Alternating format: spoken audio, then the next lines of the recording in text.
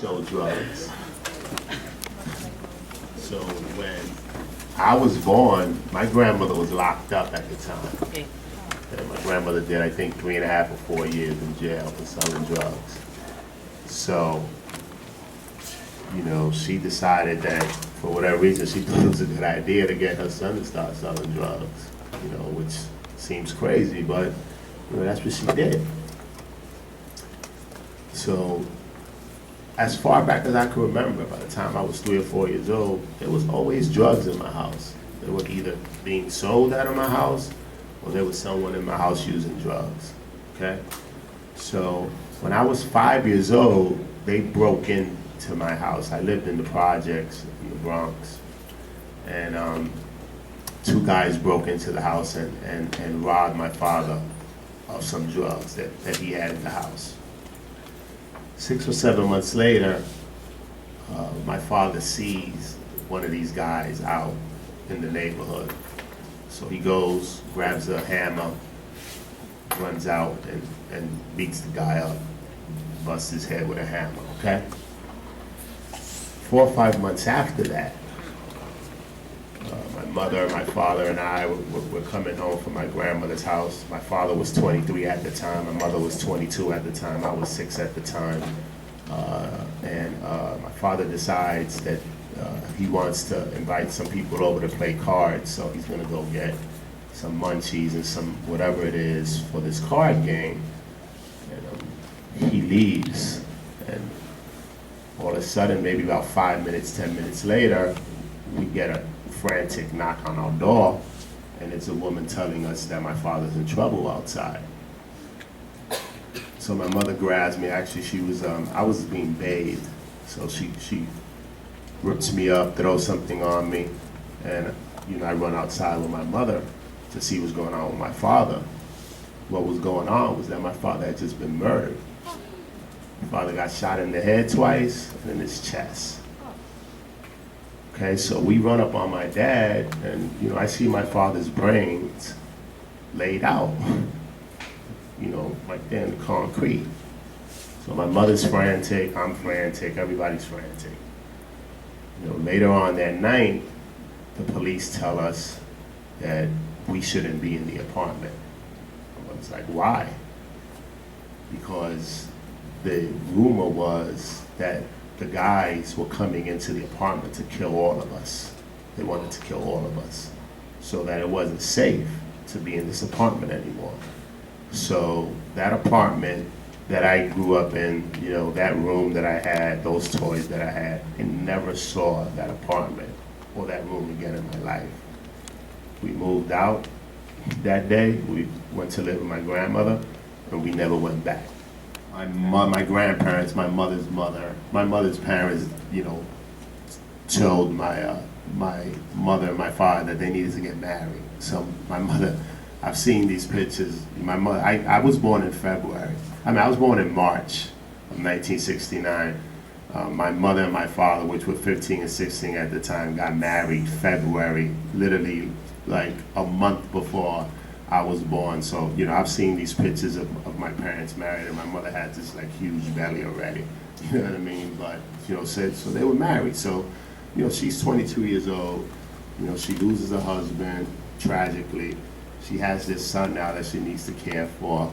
And, you know, she didn't know what to do. And, you know, she ended up doing maybe the worst thing. You know, she started to use drugs. So she became a heroin addict. So she became a dope fiend. So, you know, first she started sniffing, and then she started shooting drugs. So I was in a household again, more drugs. Now I had a mother that was hooked on drugs. Okay? So in the 2nd grade, I got held over. I look back and I'm like, how did I get held over in the 2nd grade? Like, what was I doing in the 2nd grade that they had to hold me over? But they did. You know what I mean? Like, I wasn't going to school. You know, I had a mother that was running around. She was in the streets. I had no brothers and no sisters. So, you know, who knows what I was doing or not doing. But, you know, I got held over. And it wasn't until like 4th or 5th grade where things started sort of, clicking for me in school. But I had to do that myself. I had to find this track where I'm like, if I do X, Y, Z, I can succeed. Okay? So, one of the messages that I have for students, especially young students, is that you gotta get on track. And what you do today counts. What you do tomorrow counts. Okay? I have something where it says the future depends on what you do today. So make today matter.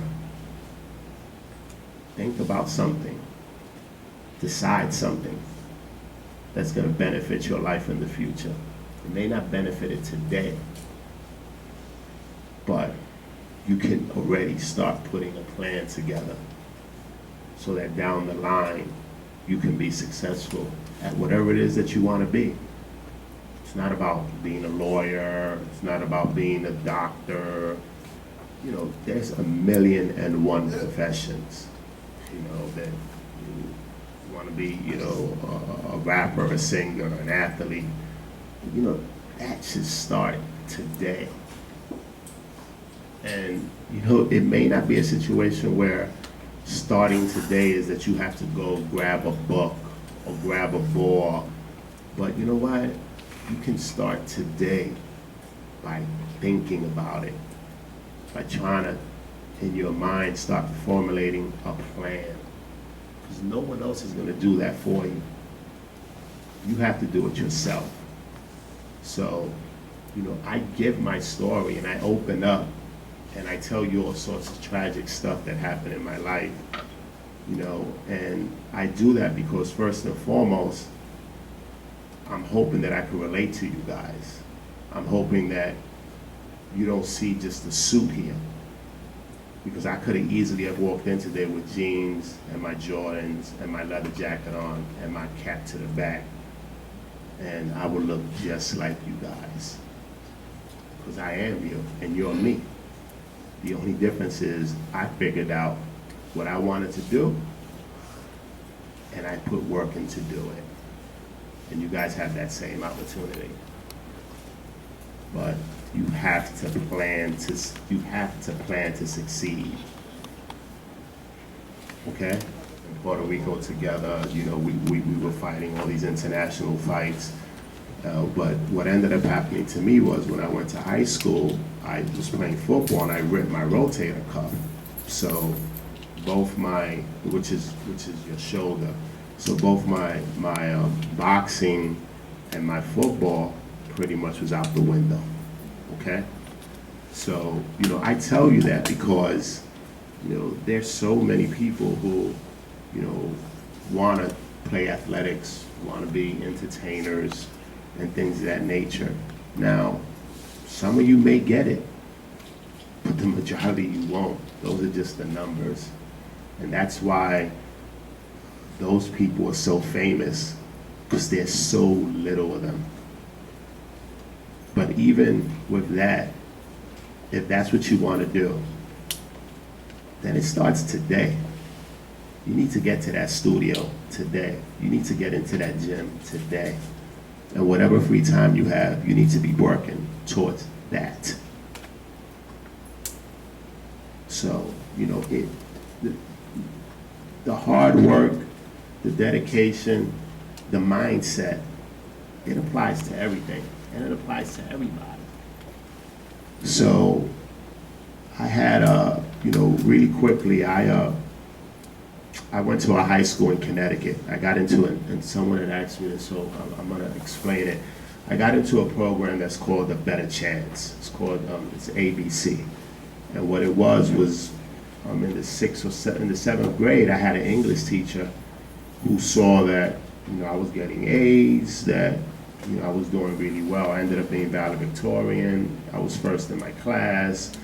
And she reached out to my mother and was like, this kid is really, really bright, but he's not being challenged here. It's just too easy for him. Can I take him and give him extra work? And I started literally staying after school with this English teacher. She was giving me other books to read, and I was writing book reports. You know, that's me at 13 and 14. I decided, you know what, I'll do it. I'm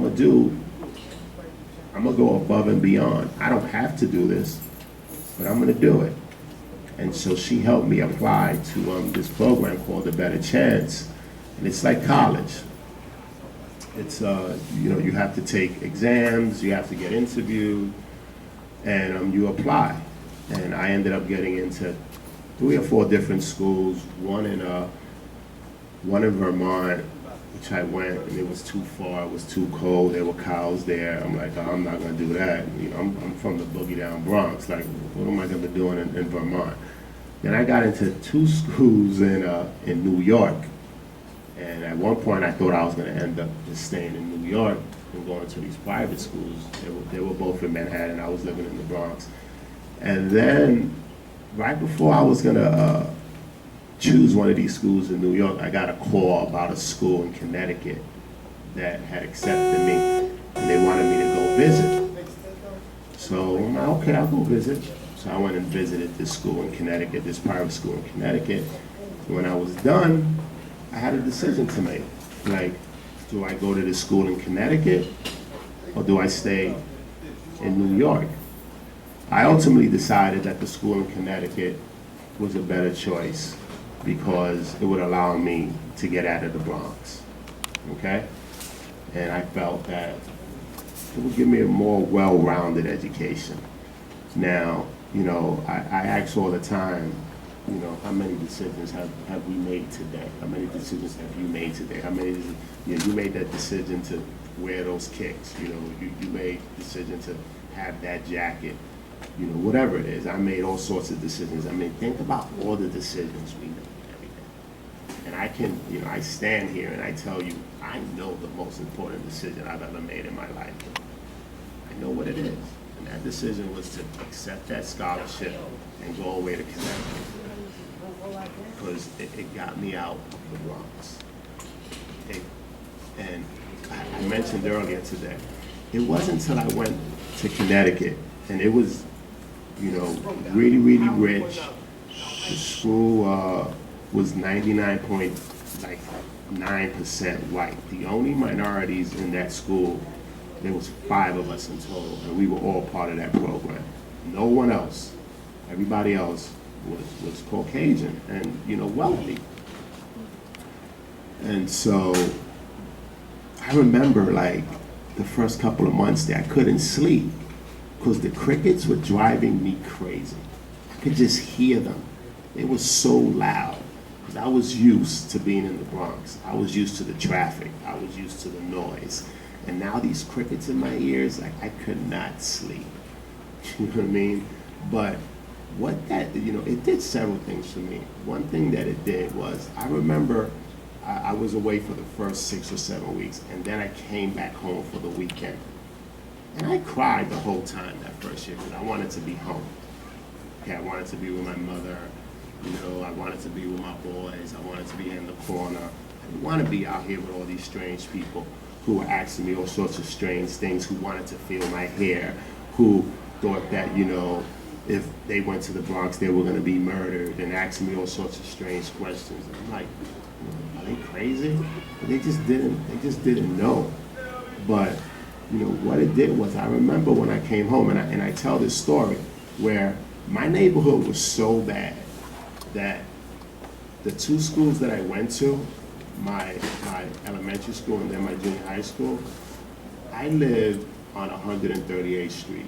The first school was on 140th Street, and the second school was on 143rd Street.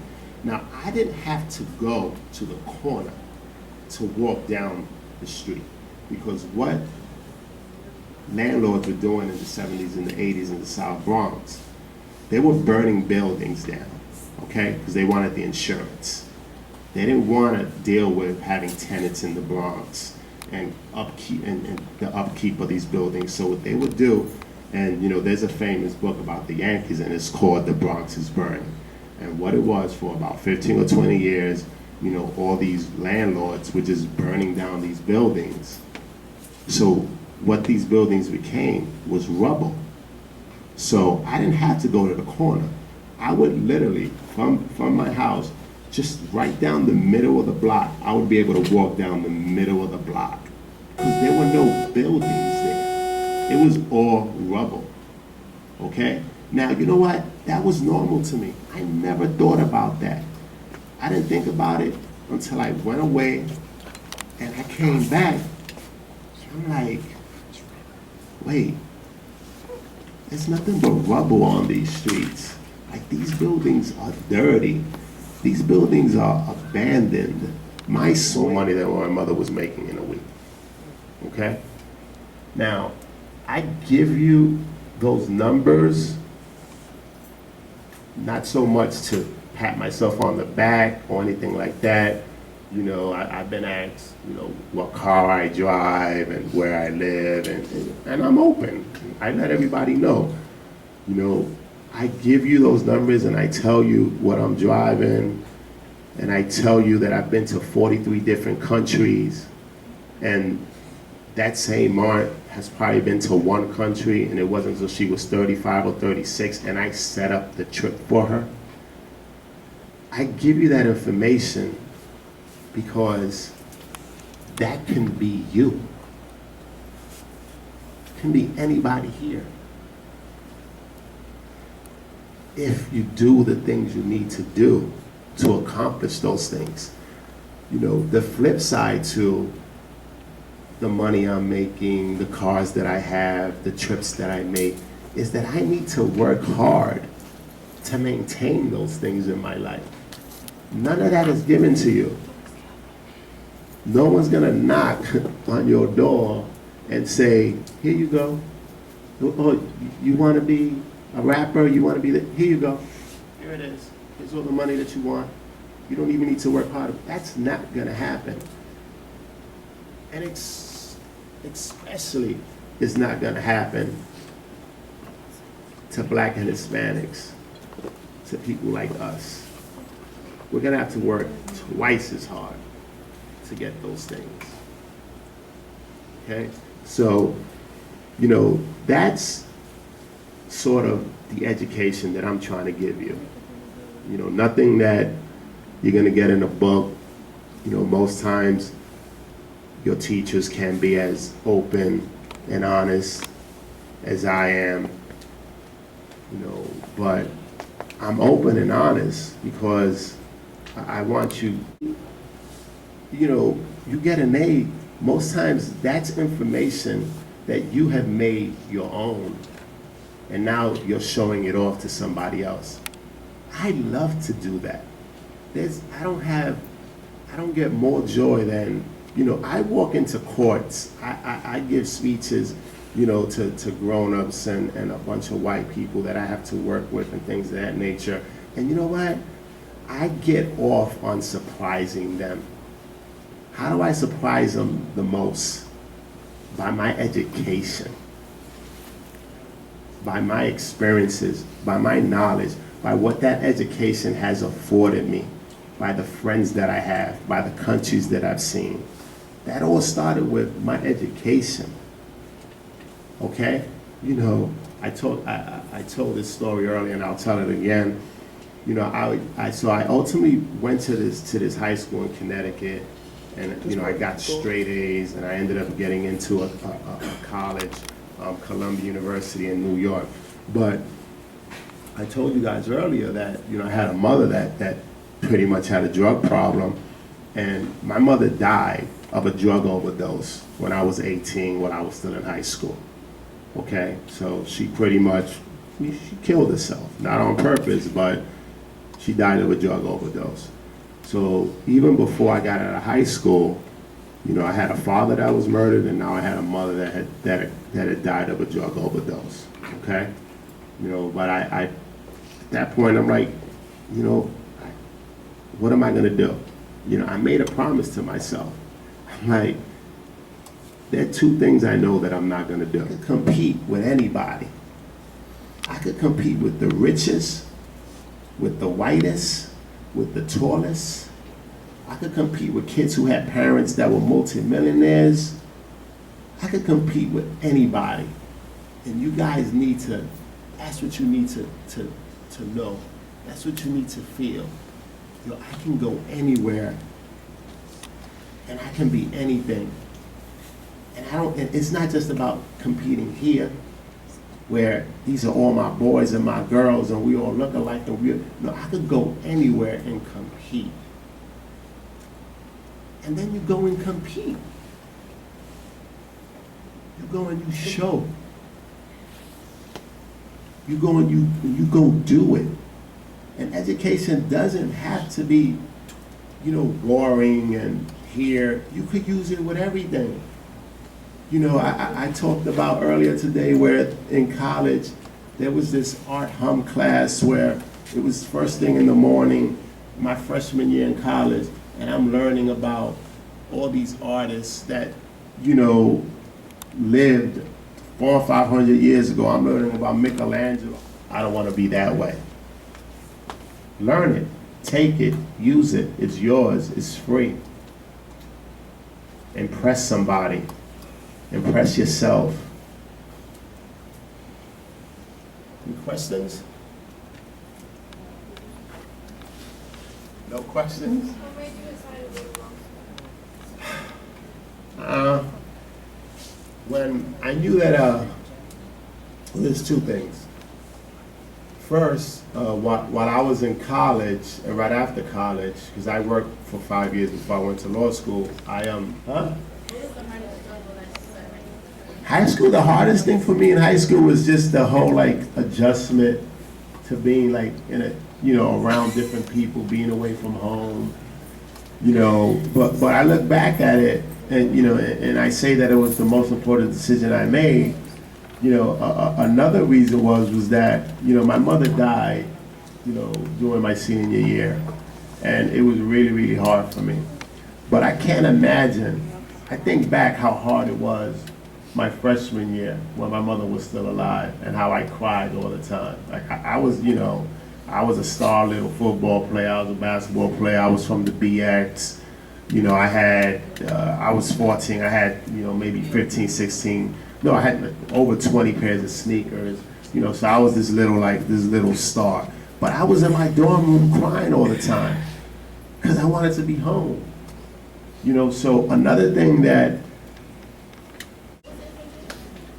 just, someone who works in my office for the summer. Which is important. When you guys are in college, if you guys can do internships or work, do it. You know what I mean? Because you get real life experience, and that matters. You know what I mean? So it's not just about what you learn in school, but you go and work this summer at corporations and figure out what it is that you like to do. You like the music industry, you like sports, whatever it is, fashion. And apply to all those, sort of corporations that do those things and see if you can work, a couple hours a day or, for the summer. And so you can start to get experience and start to see what people do day to day. Thank you.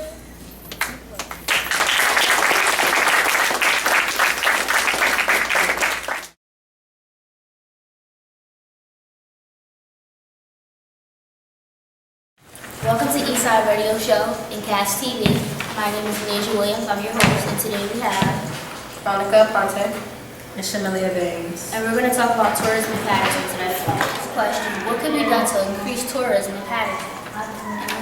Well, I believe we should take the violence off the streets to increase tourism in Paterson. Well, I believe that if Paterson were to commercialize their products a little bit more, they could receive more tourists to come down here and buy more items, especially because of the holiday season. Very interesting, very interesting. Now, during the holiday season, what should Paterson do to attract visitors to shop? Maybe, okay. Maybe to cut you off. No, I cut you off, sorry. Okay, maybe if we have more discounts and coupons and sales, people will come here. And when if we fix up the streets a little better, yeah. I believe if, like, especially since Christmas is around the corner and Hanukkah, if they should put up more decorations for the holidays and look a bit more livelier, maybe more people will come. Now that the army has burned down, what should city officials do with the space? Well, I believe they should make it a recreational place for their kids to be after school, so they won't be running the streets. I agree. Well, I believe they should either make it into housing, or like some type of building for homeless, because due to the weather, they might end up becoming sick and ill. Okay, very interesting. In addition, what should they do with the Hinchcliffe Stadium near the falls? Should they fix it or should they tear it down? Well, I think they should rebuild it because that was our source of tourism, the people coming into Paterson because of that one place. See me, I find the falls more of the attraction instead of the buildings around it, so I believe they should tear it down and make a new school for students to go to. Yeah. Sounds very interesting, guys. Thank you. Do you think Paterson has potential to become a tourist destination if all issues were addressed or fixed? Well, I don't think so because there's too much violence in Paterson. Well, what if the violence was fixed? It can't be fixed because you have young people going into the violence, so something that can be fixed. See, I will have to disagree because in New York, it is a great destination in tourism and they have multiple violence, so I believe Paterson has the potential and even more potential than any other city to actually become a great tourist place. I agree with Veronica. She has a great point. I believe that Paterson does have potential because all we need is more cops on the streets to help out and to get these game bangers off the streets. Thank you guys for watching Cats TV and we'll see you next time.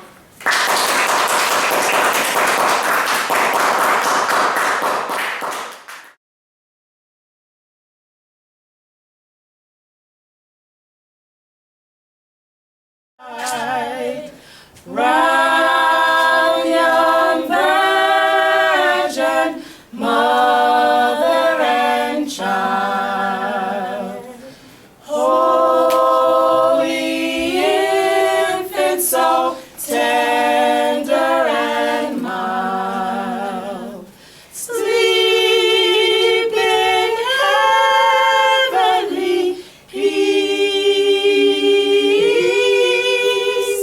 Sleep in heavenly peace. We wish you a Merry Christmas. We wish you a Merry Christmas. We wish you a Merry Christmas and a Happy New Year. Feliz Navidad, la la la la la la la. Feliz Navidad. Feliz Navidad, próspero año y felicidad. I wanna wish you a Merry Christmas. I wanna wish you a Merry Christmas. I wanna wish you a Merry Christmas from the bottom of my heart. Alegre vengo de la montaña de mi cabaña, que alegre está. Y a mis amigos le traigo flores de las mejores de mi rosal. Padre San Antonio, mi devoto eres. Padre San Antonio, mi devoto eres. Venga la gloria, la mañana a las 9. Llévame a la gloria, mañana a las 9. Mañana a las 9, no hay quien lo dude, que por el espacio caminan las nubes. Mañana a las 9, que no hay que lo dude, es por espacio, camina las nubes. Merry Christmas, everyone. Feliz Navidad, Happy Hanukkah, Happy Kwanzaa, and Merry Christmas to you all at Eastside.